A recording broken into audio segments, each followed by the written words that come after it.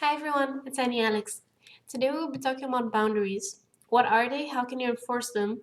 And how can you actually use them to create a healthier environment around you? Let us start with what exactly are boundaries. Boundaries are your limits, simply put.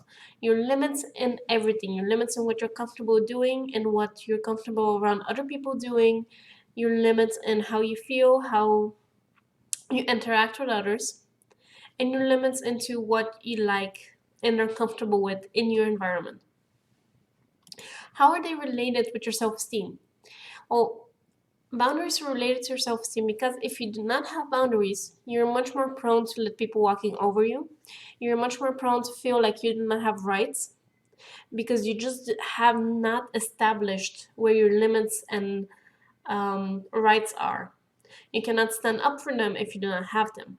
The other thing is that when you have boundaries, you actually can create healthy relationships.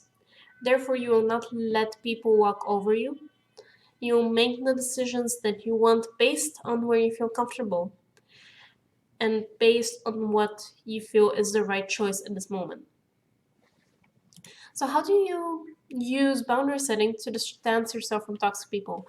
This is important because boundaries are the most influential to your self esteem when they're practiced with other people, when they're practiced in your relationships. Boundaries and setting boundaries and enforcing your boundaries is the way that you can distance yourself safely from toxic people in a way that also protects you and does not cause dangerous situations with the toxic person. How do you set and enforce boundaries? For that, I have actually prepared an exercise for you in the exercise reference guide. It's called Set and Enforce Boundaries. It has four basic steps. The first one, of course, is reflection and knowing where you're comfortable, what you're comfortable with, just exploring your limits and your no-go zones. Then it's to phrase your boundaries in a neutral way, which is, for example, you may not touch my stuff when I'm away. You can create such boundaries, such sentences for every single area of your life, for other people, for your emotions, for your environment. The third step is for you to tell people in a direct, firm, and neutral manner what your boundaries are. This may actually cause some laughs or unexpected reactions, but that is to be expected if you are actually dealing with someone toxic. You have to take charge of your own boundaries. And when you do take charge, you actually have to remind people when they overstep them.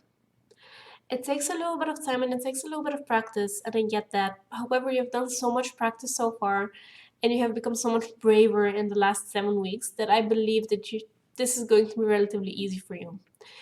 Whenever someone oversteps your boundaries, you actually have to tell them, and if the situation does not change, you have to walk out. If you do not do this, then nothing is going to change, and it is very likely that you will just continue on being boundaryless and letting others walk all over you. So the exercise that I want you to do is set and enforce boundaries. You can find it in the reference guide. In the next video, we'll be talking about self-worth.